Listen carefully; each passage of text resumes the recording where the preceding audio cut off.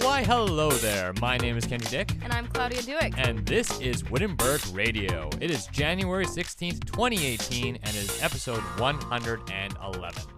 How are you doing, Claudia? I'm doing well. How are you, Kenji? I'm doing pretty all right. You know, I was having a conversation with a friend this weekend about Narnia. Oh, yeah. And we were talking about which characters we identify with most. And it's actually quite an interesting question because, you know, Narnia kind of has shaped a lot of our childhoods. The movies or the books, I've read all of them multiple times, and they're always my go-tos when I'm reading for, like, little kids and stuff. Right.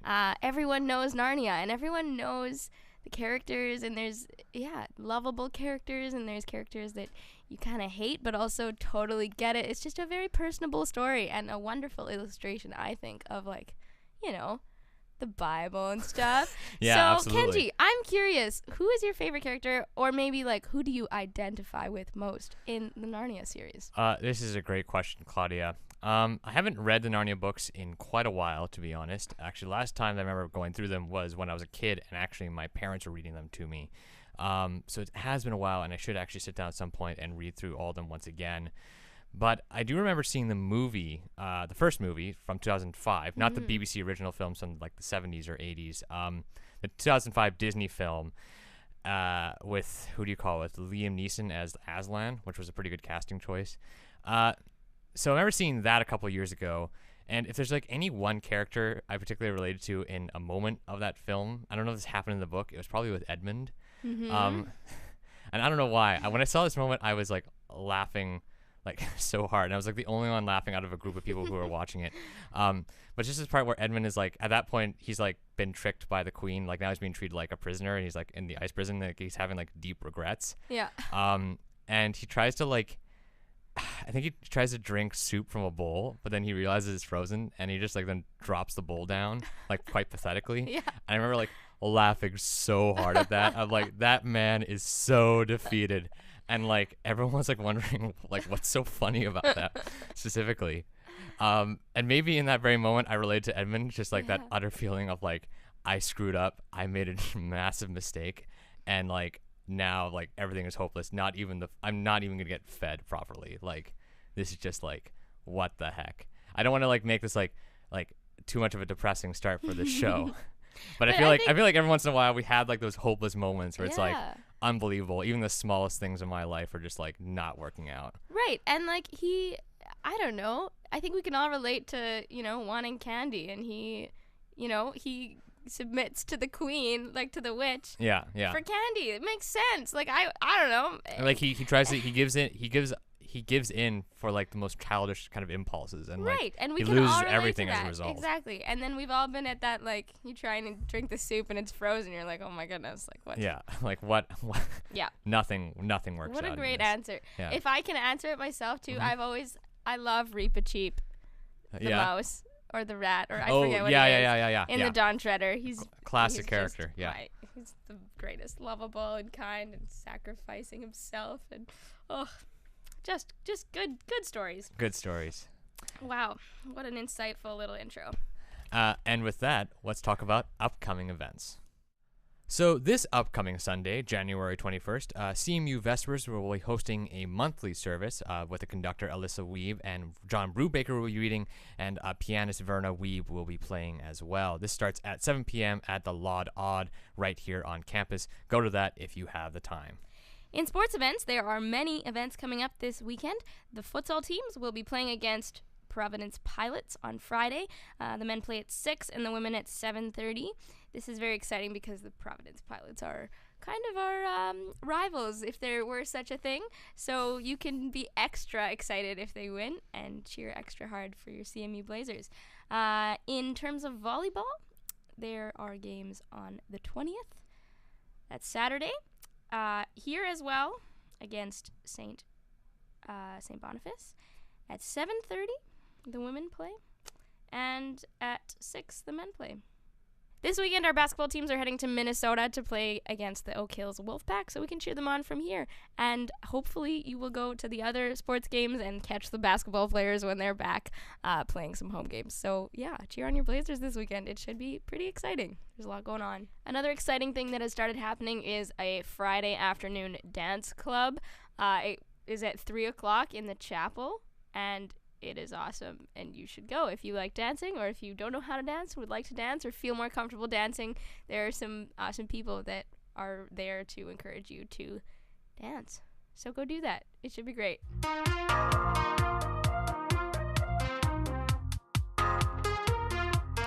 Today on the show, we have the pleasure of talking to James Magnus Johnston. He is the director of the new Center for Resilience that is opening this coming April. This is very exciting, and he's the director of it. So we got him on the show to talk about and maybe explain some of these things that are happening on our campus that we don't know about. So welcome here, James. Thank you. Thanks for being on the show. You are also a professor here. I should have said that maybe earlier, but I teach things, and I do things on the 4th floor. Yes, the 4th floor. Now, how do I get to the 4th floor is the first question I have for you. This is such a mystery. I think part of the allure of this is that it's always going to be a bit of a mystery, or at least for the time being anyway. You just go up the extra flight of stairs, eh? Really? Yeah, from the 3rd floor right up to the 4th There's floor. a whole nother There's set. an elevator even. Did you know that? Yeah. Right. And there's an elevator. Good. Yeah, So you have to walk up all 4 flights of stairs so you can take the elevator. Okay, Yeah, so it's yeah. not like a requirement that I'm out of breath by the time I get there to No. help. So most people have just been conditioned to stop at 3. Now it's like soon they'll be able to. Like In to the fact, point- already they can already go to 4. Yeah. Which is Great. pretty awesome.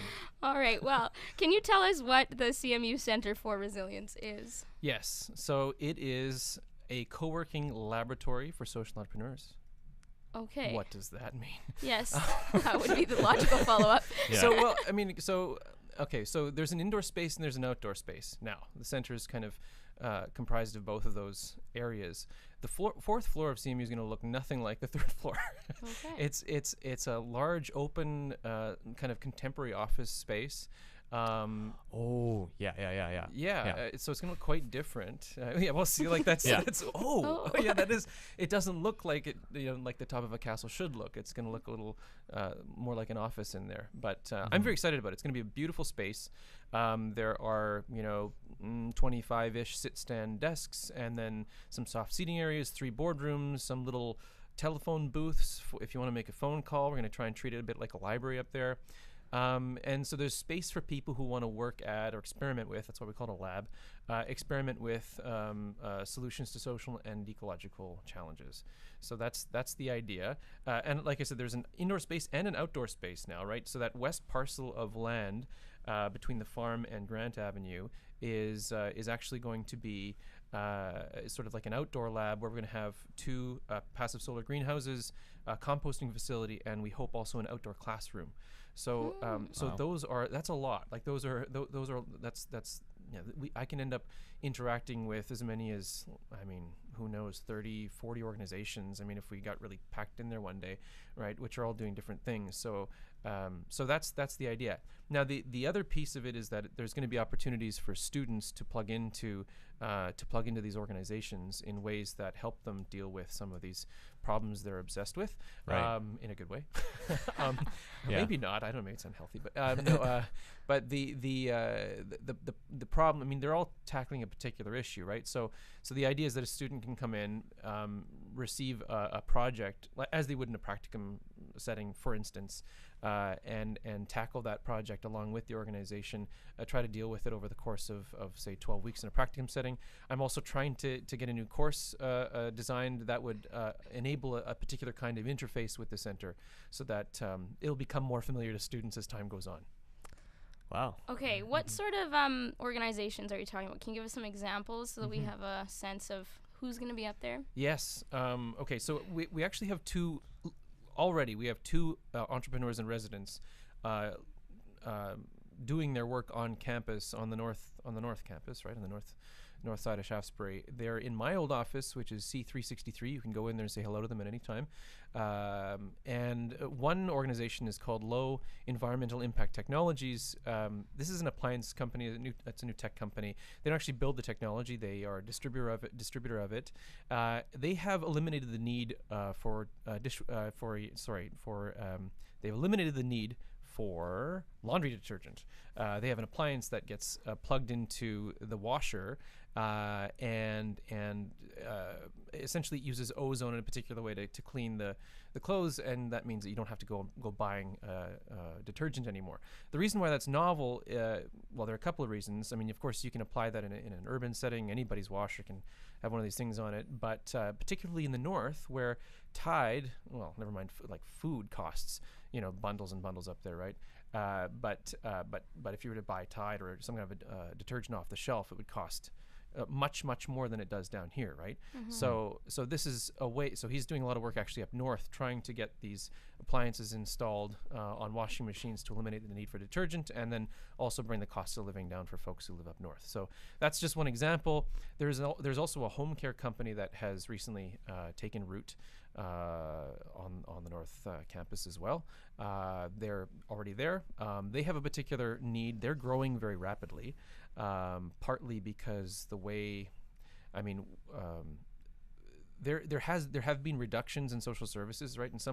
In some areas of healthcare, home care is one of them. Mm-hmm. And the flip side of that, though, is that there are a number of private organizations, businesses, social enterprises that are needed, right, to deliver home care services. So this is one of them, and that's why they're growing so rapidly, for better or for worse. And that means that they need help. They don't. They came in and said, "Hey, like we need a lot of assistance with to manage this growth. What do you have? Do you have a student? Do you have somebody? What do you know? Can you help us?" Sort of what happened there. So I'm looking forward to finding ways of helping them out as time goes forward. There may be, right now, for instance, they're dispatching people with phones, and they're checking in with text messages. There are probably a range of software options that could help them that they don't have time to research right now. So can we get a student working on a problem like that? Evaluate which kinds of software might make sense. Those are two. I mean, there's also Compost Winnipeg that's agreed to come in here, or at least is considering how they might put their one part of their operation on campus here. Mm-hmm. We could talk about that, and perhaps a dozen more. So those are just the two that are actually already working on campus, and then we have others that will take root pretty shortly. And it says, I'm reading there's like a story in the stories part of the CMU website. Yeah. Talking about partnering with the Metanoia farmers. Maybe that's an example that people here really, really know, like the farm back right behind North. How do you see like these working together? So one of the ideas of having these folks in a single space, whether it's in the indoor lab context or in the outdoor lab context, is to have them help one another out, right? Mm-hmm. In the outdoor context, so we'll have now the Metanoia farmers have had sort of an ad hoc arrangement with CMU for some time. Going forward, I mean, it might still be somewhat unique because they were one of the first, I guess you could, social enterprises in residence here already, right? Mm-hmm. So the nature of that relationship, probably won't change too much, but it might become a little bit more structured in a particular way, right? Because we're working at what kinds of structures different organizations might need to interface with CMU. So I'm trying to set up something that's fairly standard for each organization. So how might they interface with other organizations? Well, if you think about where they're located, so they're on the west parcel of land already. Next door to them, very soon, we hope, if all the stars align, the funding comes through, we'll have 2 passive solar greenhouses and Gardens Manitoba on campus, right? Then next to them, we'll have Compost Winnipeg on campus. We've already done some design work for the outdoor lab area there.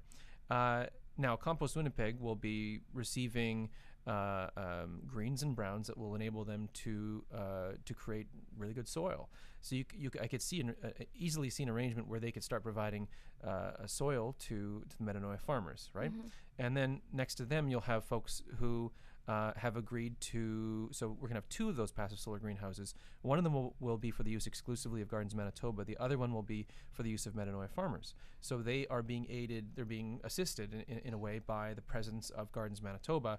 And in that way, they can do some of their seed starts a little bit, we hope earlier, or if not earlier, than more cheaply, perhaps more cost effectively than at present. So those are some of the ways that we're building a little sort of ecosystem on campus there. All right. Wow. Can I just ask, can you tell us a little bit of how it came about? I see here it's a $1.7 million thing, or undertaking. At least, yeah. At least, right. Why here and why you? This is not a question for me. No, I don't know. I think it is. Yeah, I don't know. Why am I here? No. Well, okay. So, I guess early on, so I started teaching, as you said, political studies and economics here a few years ago, and I think it's almost 4 or 5 years ago now. And shortly after I started here, we started brainstorming very casually about what we might do on the 4th floor. And instructors were giving a range of ideas, and I do remember, I think we only had 1 or 2 conversations like this, but I got it in my mind that it would be really fun to have some kind of like an innovation space up there, as much as people love and hate the term innovation. But we can get into the academics of that sometime, or the etymology of that. But anyway, I guess in some respects, perhaps that was an idea that was in the minds of others, and there was an alignment there. The other thing, though, was that there was an opportunity that was identified for that particular grant, and the timing was right. I think it was a matter of timing and the alignment of interests and ideas. And I have continued to massage the way we talk about, innovation and change making, as you might know, right? I'm not personally interested just in, a lot of these innovation spaces are designed to grow businesses really, really quickly. It's sort of like they almost embrace the rhetoric of like a fitness center or something. It's like, let's get really jacked really quickly, and then we'll make lots of money. Some of the approaches that are embraced by these innovation spaces are quite interesting to me, and I would like to take those ideas and apply them to a range of different organizations and businesses, enterprises, particularly ones that want to create some kind of a social or ecological good for society, as opposed to simply make money. So it's taking that sort of lab kind of approach and then applying it to something a little bit different. And of course, there are other social innovation spaces that exist out there. I mean, Toronto's got one. There, every city's probably got 1 or 2. There's one that's being built for Red River College right now, and I've actually interacted with them a fair bit on their process. But this is unique, I would say, in Manitoba, for a couple of different reasons. I mean, one is that we actually have this outdoor space to work with. One organization I didn't talk about was a shipping container housing initiative. There are actually 2 housing initiatives that are interested in being a part of this initiative, partly because we have access to space on the grounds of CMU, where they can actually test. They can take a design and put it up on campus here, test it, get people to walk through it. And I should mention that both of these housing initiatives, I mean, one is more ecologically focused. This other one wants to plug into a nonprofit that is a gang exit strategy, that has a gang exit strategy. So they're thinking, how can we get folks who have been incarcerated to do some, to get out of that repetitive pattern and both live within these structures and also build them. And so now I've got like a little shipping container model in my office, because I go to all these meetings about when we think about how to create shipping container structures. So anyway, so there so why? Well, the stars aligned, and then another reason, though, is that CMU does have something unique to offer here. One of those features is that we have some space on campus for these folks to plug in, and we're going to have this really gorgeous 4th floor space. I'm really looking forward to showing it off if and when it's going to be ready very soon. Actually, it was supposed to be ready in the spring, but it's going to be ready a little bit sooner than that. I think it could be ready within the next few weeks, actually. So yeah, so you'll be up there sooner than later, I'm sure. All right. Well, that's very exciting. And it's really, now that you've explained it, I think the word hub makes more sense to me. it's used a lot lately, and it's kind of like this buzzword that everyone's talking about, the hub that's being created. And I hope that we have Lab, given hub, innovation space, incubator, what else could be? Right, but I hope that now, if you've been listening, that this gives a commentary or clarification on what a hub might be or what innovation might mean or social enterprise. These are obviously exciting things, and I hope that we can really embrace this new space and use it and learn from it. And I'm excited to see it myself, so I would encourage everyone listening to also learn more about it and go up there and visit it once it opens and see what CMU is doing for us as well. It will be soon, and I will make a lot of noise about it when that happens. So absolutely, yeah, we'll get people up there for sure. All right. Great. Well, thanks for joining us. My pleasure.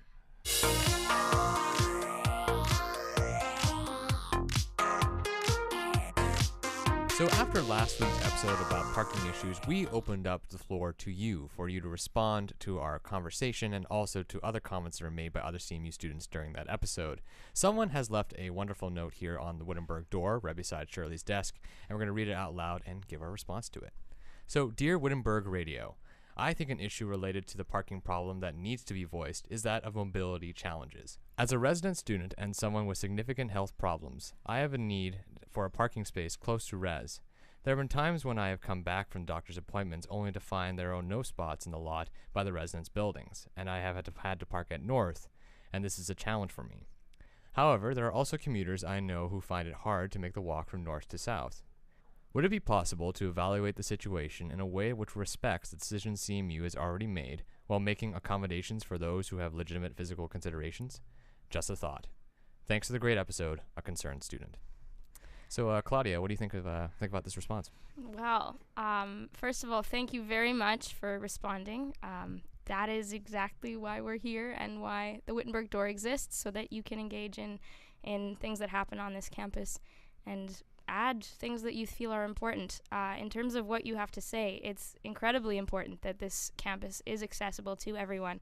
And I think that the institution that is CMU would agree that everyone who is here is equal, and maybe that should be shown in parking accessibility. Yeah. I don't think it's a far cry to make that happen. And I hope that is something that will be on the minds of people who make these decisions in the future. We will be having Andrew Giesbrecht on the show in the upcoming weeks to reflect on these parking changes and maybe student involvement in them. I will be sure to talk about accessibility with him. That is something that we feel is very important. And so thank you for bringing that to our attention.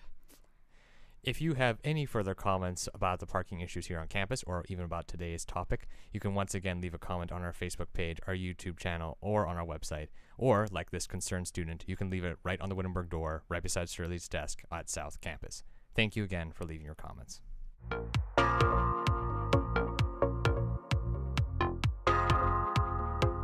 So for my music pick of the week, I'm going to be picking a song from an artist right here on campus. His name is Joe Proulx, and he is a wonderful hip-hop artist here on campus who is a lovely guy if you ever meet him in the hall, and he recently just released a new album called Shades just a couple months ago. The song that I'm going to be playing for you today is called Powder Blue, and it is a lovely hip-hop piece that is just as addictive as the rest of his album. So let us give a listen to Powder Blue right here on Wittenberg Radio.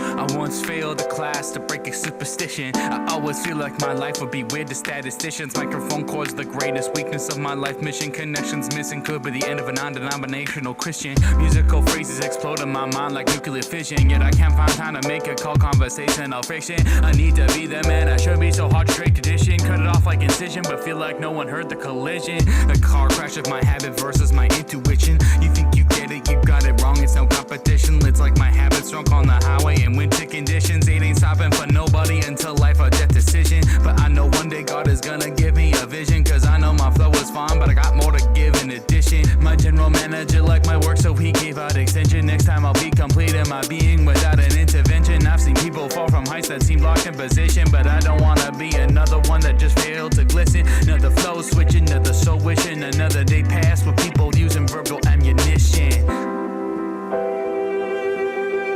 Yeah.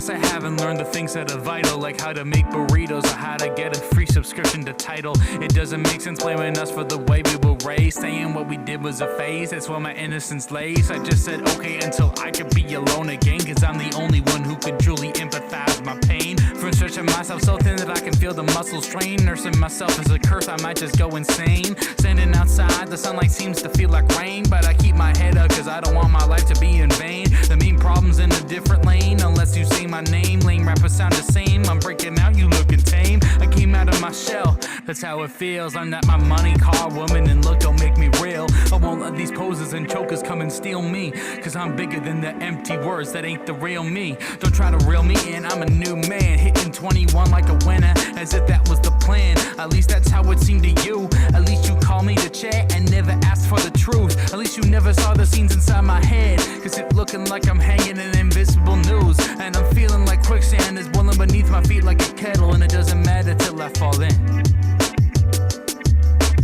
Feeling like quicksand is boiling beneath my feet like a kettle, and it doesn't matter till I fall in.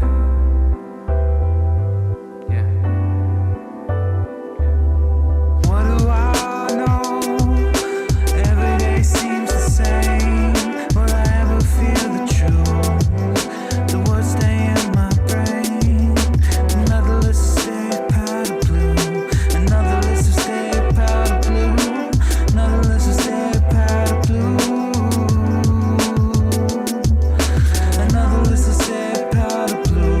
Another list of stay powder blue. Another list of stay powder blue. Another list of stay powder blue. Another list of stay powder blue. Another list of stay powder blue.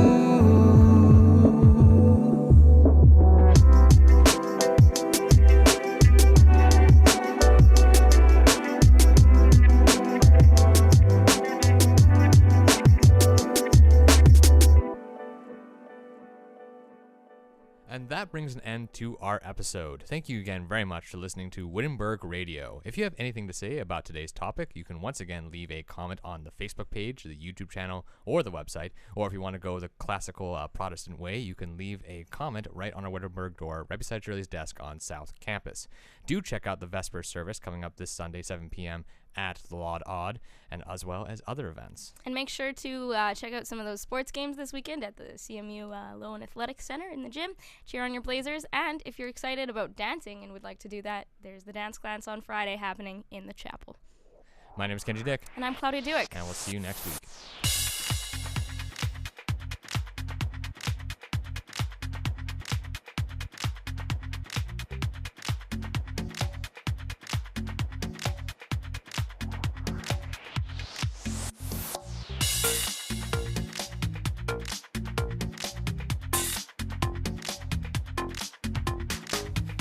Wittenberg Radio is a production of CMU Student Council.